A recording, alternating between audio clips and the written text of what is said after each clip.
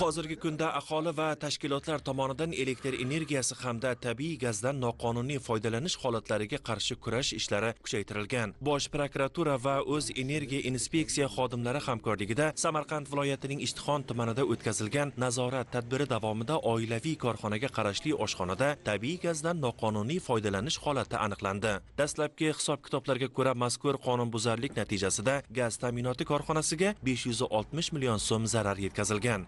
Shuningdek, Surxondaryo viloyatining Jarqo'rg'on tumanida joylashgan qandalot mahsulotlari ishlab chiqarish sexida ham gazdan noqonuniy foydalanish holati fosh etildi. Bu holatda yetkazilgan zarar miqdori 1 milliard 17 million so'mni tashkil etdi. Qashqadaryo viloyatining Koson tumanida esa fermer xo'jaligiga tegishli suv nasosi umumiy elektr tarmog'iga hisoblagichsiz to'g'ridan-to'g'ri ulangani ma'lum bo'ldi.